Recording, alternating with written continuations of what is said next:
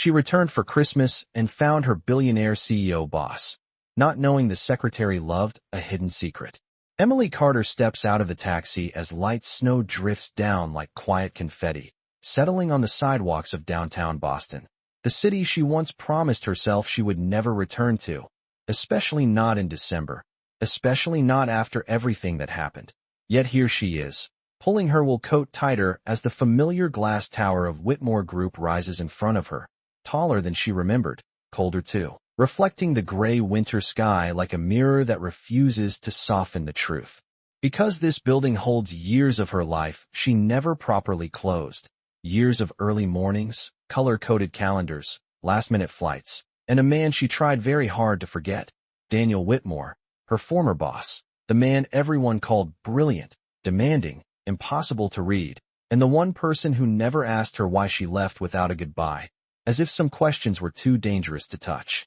Emily had told herself this trip was simple, just a seasonal contract, a few weeks of temporary work to help the company transition through the holidays, a professional courtesy, nothing more. Yet her heartbeat tells a different story as she walks through the revolving doors and is greeted by the scent of pine from a massive Christmas tree in the lobby, decorated in silver and white, elegant, restrained, exactly like him. She remembers her first winter here, staying late while the city slept, organizing schedules that stretched across time zones, learning his habits without meaning to, how he drank his coffee black, how he paused before important decisions, how sometimes, very late at night, he would stare out at the city as if searching for something money could not buy. Back then, she believed she knew who Daniel was, a powerful CEO, yes, but still just a man with too much responsibility and not enough room to breathe. She never imagined there was more beneath the surface, something carefully hidden,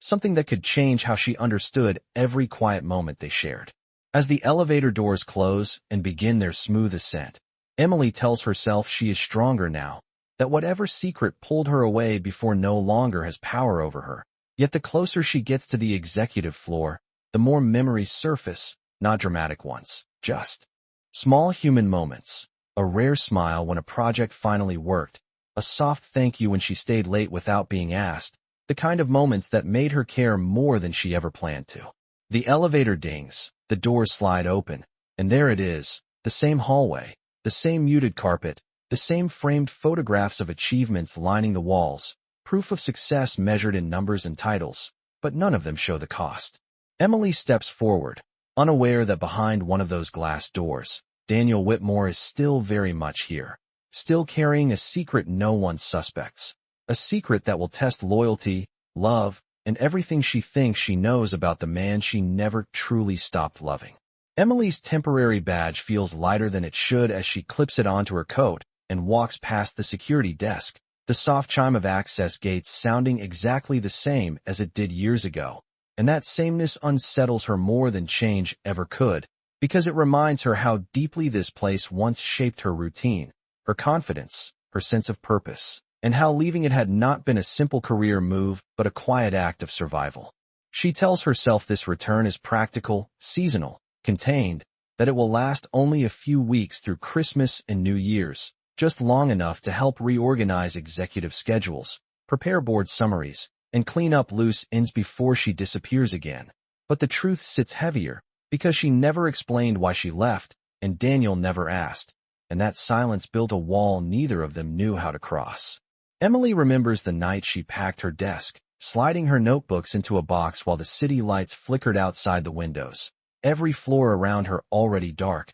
because staying late had been normal back then, and caring had been unavoidable, and when she placed her resignation letter on his desk, and signed by any emotion, just professional and brief, she hoped he would stop her, ask her what was wrong, tell her she mattered more than the schedule she managed so flawlessly, but he did not. And that was the moment she realized how dangerous it had become to love someone who never let himself be known. Now, as she steps into her old office, smaller than the corner suite, but warm with soft lamps and a simple wreath on the door, she breathes out slowly, grounding herself in the present, because this time she has rules, clear boundaries, and a promise to herself not to fall back into old patterns. No late nights, no unspoken feelings, no quiet sacrifices disguised as loyalty. Her first assignment arrives quickly, an updated holiday itinerary for Daniel Whitmore. Stripped down compared to previous years, no gala appearances, no charity banquets, no interviews, just internal meetings and a single Christmas reception for staff. And that surprises her, because the Daniel she remembers thrived in structured visibility. Yet this version seems to be retreating, choosing restraint over recognition, and she cannot help wondering why. When she sees him later that afternoon, standing near the conference room windows with his jacket draped over his arm, his posture familiar, yet somehow more guarded, their eyes meet for a brief second that stretches longer than it should, and in that space, years of unsaid words hover between them, heavy but restrained, and he nods politely, professionally, as if she is simply another capable employee returning for a contract, and that hurts more than she expects. Emily forces herself to focus on work, on the rhythm of emails and calendars, because competence has always been her armor. But beneath it, something shifts, a realization that whatever secret once pulled her away is not finished,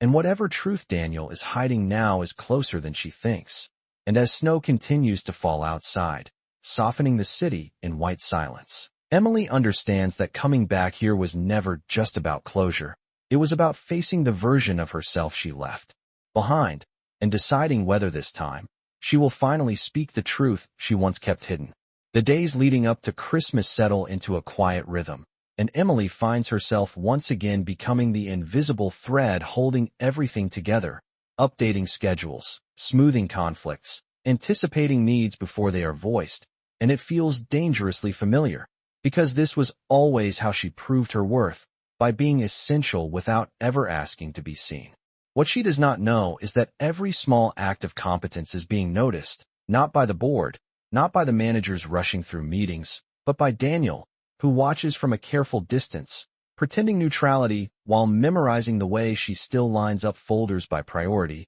the way she pauses before sending an email as if weighing the consequences, the way she hums softly when concentrating, a habit she never realized she had. Emily begins to notice subtle inconsistencies, details that do not fit the version of Daniel she thinks she understands, such as the way certain documents are marked confidential and locked away from senior leadership, or how calls from powerful investors are routed through private lines and never appear on official calendars, or how he insists on using the same modest office rather than the executive suite that technically belongs to him, choices that feel intentional rather than incidental. One afternoon, while reorganizing archived files for the end-of-year audit, Emily stumbles upon an old envelope tucked inside a cabinet drawer, unaddressed and yellowed at the edges, and when she opens it, she recognizes her own handwriting immediately, neat but hesitant, a letter she had written years ago and never sent, the one explaining why she left, the one admitting she had fallen in love with him and knew she had to leave before it destroyed her sense of self. Her breath catches as she realizes the envelope is empty, the letter gone, which means at some point, Daniel must have found it, must have read words she never had the courage to speak aloud, and yet he never mentioned it, never confronted her, never gave her the closure she needed. The discovery shakes her more than she expects, because it means he has always known more than he let on, and that knowledge shifts the power of every memory between them. As the office quiets early one evening due to an incoming snowstorm, Emily stays behind to finish preparing materials for the staff Christmas reception, hanging simple decorations and arranging printed programs, determined to keep things understated, human, warm. And when Daniel steps into the room unexpectedly, sleeves rolled up, asking if she needs help, the moment feels strangely intimate, stripped of hierarchy, stripped of pretense. They work side by side in silence, passing tape and string lights,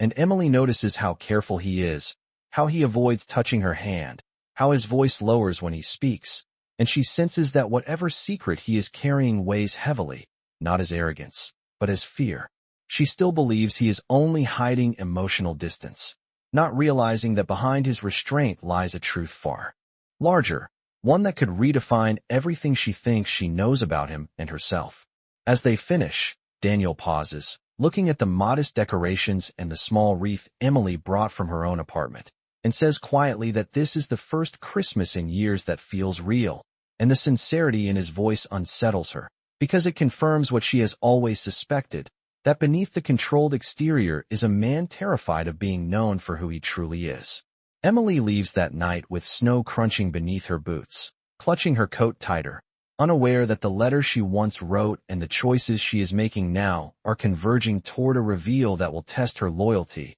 her pride, and her heart in ways she is not prepared for, as the seeds of truth have already been planted, waiting for the right moment to surface. By the time Christmas week arrives, Emily understands that her role has quietly expanded beyond temporary secretary into something closer to confidant, though no one ever names it. Because Daniel continues to operate as if titles mean less than trust, delegating sensitive coordination to her while shielding her from the reasons why. And she accepts the responsibility without realizing it is part of a much larger concealment. He asks her to manage communications personally, to filter inquiries, to schedule meetings in off hours, to keep certain conversations undocumented, and she assumes it is his way of protecting the company from holiday volatility, never suspecting that he is protecting himself from being exposed. Emily notices how carefully he chooses which version of himself to present, relaxed and almost ordinary around staff, distant with external executives, modest in habit despite the scale of decisions he makes, driving himself instead of using the company car, eating simple lunches, declining invitations that would place him under public attention. And each small choice convinces her that he is a man uncomfortable with power, not a man hiding the full extent of it. One evening, after a long day of preparations, Daniel asks if she can walk through the reception layout with him, just to make sure it feels welcoming. And as they move through the quiet office floor together, Emily senses how intentional he is about details that matter to people rather than optics. Where the coffee station should go so no one feels excluded, how the music volume should stay low enough for conversation, how the decorations should feel warm instead of impressive. She realizes that this is why she once admired him so deeply, because he noticed human needs before he noticed metrics, and she feels the old pull returning, dangerous and familiar. What she does not see is the way Daniel watches her too, how he measures every word he speaks around her, afraid that one wrong sentence might reveal what he has spent years keeping hidden, the truth about his ownership stake, the private trusts, the influence he has never disclosed even to senior leadership, because when Emily left before, it confirmed his worst fear, that knowing too much would drive her away. Their conversations remain professional but charged with what they do not say, shared glances lingering half a second longer than necessary, pauses that feel heavier than words, and Emily mistakes his restraint for emotional distance rather than the discipline of secrecy. When a senior manager questions why certain approvals require Daniel's personal sign-off, Emily defends him instinctively, explaining that he prefers accountability, that he does not believe in hierarchy for its own sake, and in doing so, she unknowingly becomes his shield, reinforcing the very disguise he relies on. Later that night, alone in her apartment, Emily reflects on how natural it feels to stand beside him again, how her instincts still align with his, and she tells herself that this time, it is different, that she can care without crossing lines, that professionalism will protect her heart. Yet the truth is quieter and more dangerous, because she is falling in love with the version of Daniel he allows the world to see, not knowing there is another truth waiting just beneath the surface. As Christmas lights glow across the city and the office prepares for a celebration meant to honor teamwork and loyalty, Emily continues to believe she understands her boss, believing she sees the whole man, unaware that the secret he carries is growing heavier by the day, and that her loyalty, offered freely and without condition, is setting the stage for a revelation that will force both of them to confront whether love can survive when the truth finally steps into the light. The night of the staff Christmas reception arrives quietly, without spectacle, and Emily notices how intentionally understated everything feels, as if Daniel has designed the evening not to impress but to invite, and that choice deepens her sense that whatever binds her to him now is rooted in shared values rather than ambition. Employees arrive bundled in winter coats, laughing softly, carrying cookies from home, and Emily moves through the room, making sure everyone feels seen, greeting people by name, redirecting small issues before they become problems, and Daniel stays close without hovering, trusting her instincts completely, a trust that settles warmly in her chest. As the evening unfolds, They find themselves standing near the window watching snow drift past the glass, the city below glowing in muted lights, and for a moment, the office feels less like a workplace and more like a refuge from the outside world. Daniel thanks her for what she has done, not just this week, but always, and his voice carries a sincerity that makes her look up, surprised, because gratitude from him has never been casual. It has always meant something deeper. Emily tells him she only did her job, but he shakes his head slightly, saying that not everyone shows up with loyalty when it is inconvenient, and she senses that he is speaking from a place of experience rather than theory. They talk about small things at first, favorite holiday foods, memories of winters growing up, and Emily shares how she and her mother used to walk through neighborhoods just to look at lights, counting the houses that felt happiest, while Daniel listens closely, absorbing details as if they matter, because to him, they do. The conversation drifts naturally into quieter territory, into the kind of reflection that only seems possible at the end of the year, and Emily admits that leaving the company years ago was one of the hardest decisions she ever made, that she needed distance to understand who she was outside of work, and he nods, saying he understands more than she knows, though he does not explain why. In that moment, Emily feels something shift between them, not a confession, not a crossing of lines, but a shared recognition that they have both been carrying weight alone, and that being near each other makes it easier to breathe. Later, as guests begin to leave, Daniel helps stack chairs and gather empty cups, ignoring status completely, and Emily watches him laugh quietly with a junior assistant, seeing again the man she once believed she knew, the one who valued people over perception. When the room finally empties, they stand together in the quiet, the faint scent of pine and coffee lingering in the air, and Emily realizes she feels safe here, more safe than she has felt in years, and that realization frightens her, because safety has always been what leads her heart astray. Daniel pauses, as if weighing something, then says that having her back has reminded him of why he built this place in the first place, not for numbers, not for recognition, but to create something that felt human, and Emily feels a warmth spread through her that has nothing to do with romance and everything to do with belonging.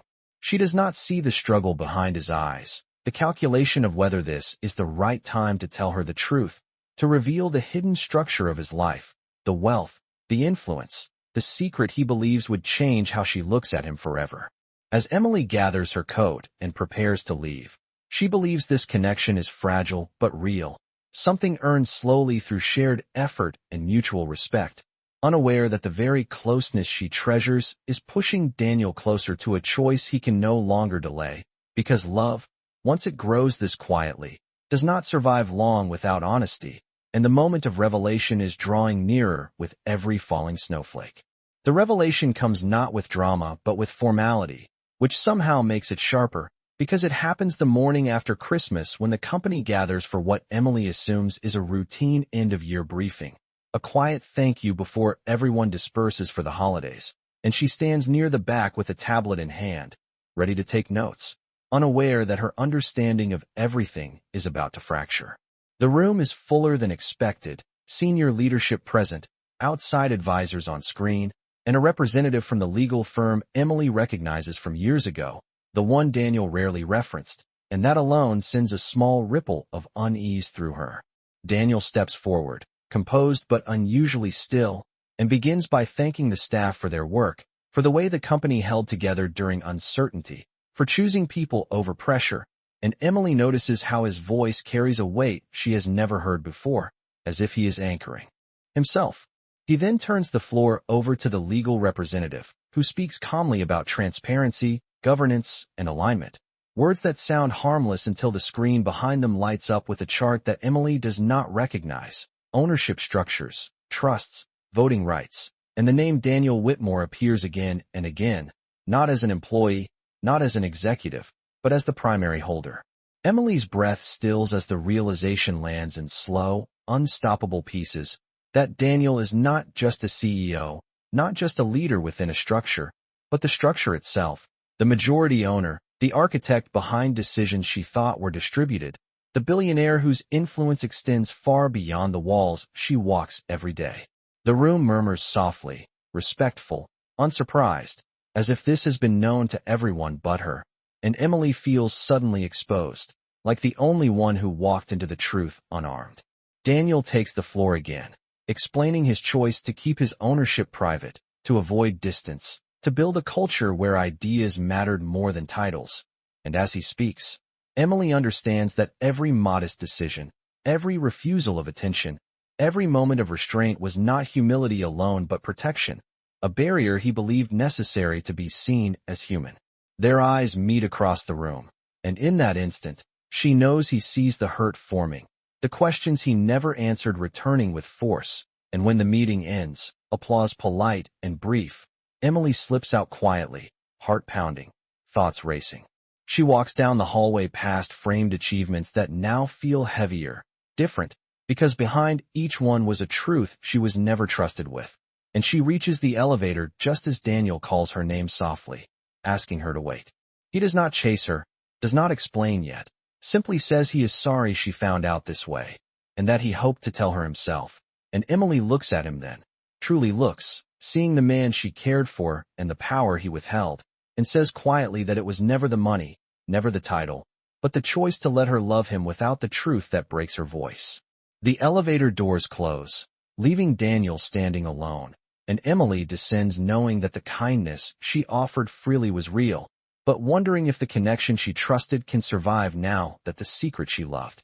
unknowingly has been brought into the light. Emily does not return to the office the next day, nor the one after that, because the truth has a way of rearranging priorities, and for the first time in years, she allows herself the space to feel without immediately fixing anything. She walks through the city instead, past storefronts still dressed in holiday lights, past families carrying leftover gifts, and she realizes how small she feels against the weight of what she has learned, not because Daniel is a billionaire, but because he decided she did not deserve to know the whole man before she gave him her loyalty, her care, her quiet love. Back in her apartment, Emily replays moments she once cherished, conversations that felt honest but now seem incomplete, and she wonders how many choices she made believing they were equal when the ground beneath them was never level. She checks her phone often without meaning to. Seeing missed calls from Daniel, she does not answer, not out of anger, but out of fear that if she hears his voice, she will soften before she understands her own boundaries. Meanwhile, inside the glass tower she helped hold together, Daniel moves through meetings like a man underwater, everything slower, heavier, because the reveal he once believed necessary has cost him the one thing he was trying to protect, and for the first time, wealth offers no solution. He does not send flowers, does not make grand offers, because he knows money would only confirm her worst doubts. So instead he cancels non-essential meetings, hands off decision-making to his leadership team, and takes responsibility publicly, acknowledging that secrecy has consequences, and that trust once broken is not repaired by explanations alone. Emily returns briefly to the office to collect her things, choosing early morning hours to avoid conversation. But Daniel is there anyway, waiting in his office with the door open, not blocking her path, simply present, and she stops only long enough for him to say that he understands why she feels betrayed, that he never intended to test her, only to protect something fragile. And she answers quietly that love built on partial truth is not protection, it is control disguised as care. The words leave her shaking, because saying them aloud means admitting how deeply she was affected, and Daniel listens without defending himself, because he knows. This moment is not about being understood, but about witnessing the cost of his choice. Emily leaves again, uncertain of what comes next, only knowing she cannot remain where she feels small, even if she still loves the man who made her feel seen before she knew who he really was. Days pass, and the city settles back into routine, Christmas decorations slowly disappearing, life moving forward as it always does, and Emily begins to question whether walking away is an act of self-respect or fear, whether protecting her heart now means closing it entirely. Daniel, alone in his office late one night, rereads the letter she once wrote and never sent, understanding finally that her departure years ago was not rejection but self-preservation, and that the secret he believed necessary has cost him the chance to be chosen freely. Both of them stand at the edge of a decision that cannot be undone, knowing that reconciliation would require more than words, more than remorse, but a willingness to rebuild on equal ground. And as winter deepens, the question lingers quietly between them, whether truth, once delayed, can still lead to love, or whether some revelations arrive too late to save what mattered most. Daniel makes his choice quietly and irrevocably, not in a boardroom or through lawyers, but on a cold January morning when the company gathers again, expecting routine updates, and instead witnessing something none of them anticipated. He stands before them without slides, without ceremony, and states plainly that leadership is not proven by control, but by accountability, that the culture they claim to value must be reflected in action,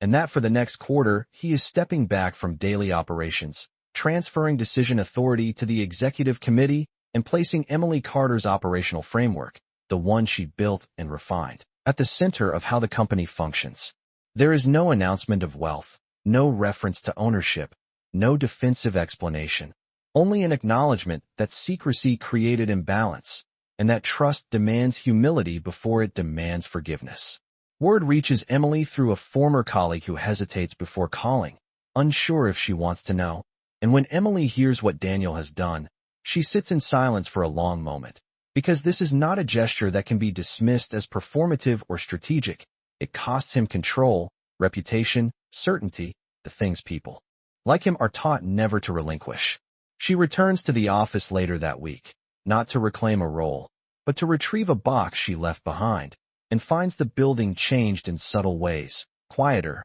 less rigid, as if something heavy has been lifted. Daniel is waiting, not in his office, but in the small conference room where they once planned schedules side by side. And he does not rise when she enters, does not attempt to close distance with words, simply hands her the letter she wrote years ago, now folded carefully, edges softened with time, and tells her he kept it not as leverage but as a reminder of what honesty costs when it is delayed. Emily reads it slowly, hearing her younger self speak with fear and clarity, and she understands that the pain she carries now began not with the revelation, but with the silence that followed her truth. Daniel tells her he is not asking her to stay, not asking her to forgive, only asking her to know that if she ever chooses to stand beside him again, there will be no versions withheld, no protection that requires deception, and no love accepted without consent fully informed. Emily looks at him then and sees not a billionaire, not a boss, but a man stripped of his defenses,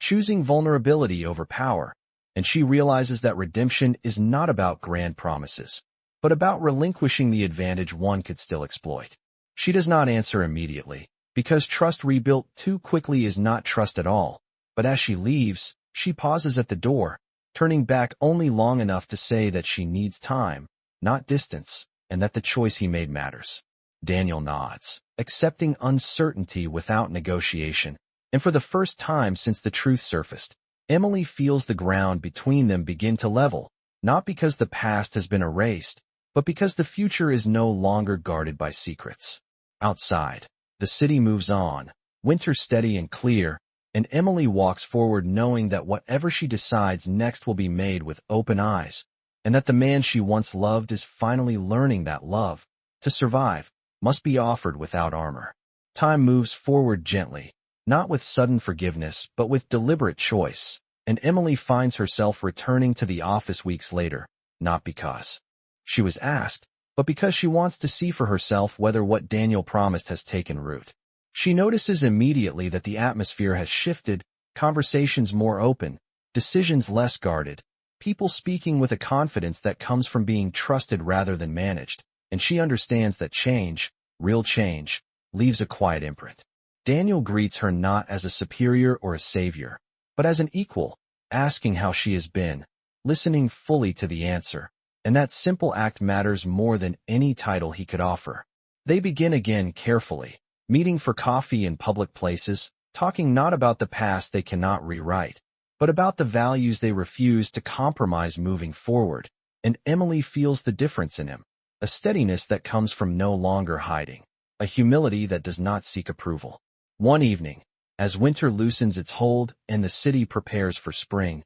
Daniel invites her to walk with him through a neighborhood park near the office, the same one she once mentioned during the Christmas reception, and as they pass bare trees beginning to bud, he tells her he has learned that leadership without honesty is loneliness, and that love without equality is not love at all. Emily listens, weighing his words against his actions, and when she speaks, she does not promise forever, only presence, only the willingness to continue choosing truth even when it is uncomfortable. The relationship they build is quieter than the one she once imagined, free of secrecy, free of imbalance, and rooted instead in shared responsibility and mutual respect. Months later, on a clear evening marked not by spectacle but by intention, Daniel takes her back to the small conference room where their paths once aligned and fractured, and there, without witnesses, without grandeur, he tells her he wants a life where no part of himself is hidden, where partnership means walking side by side without fear,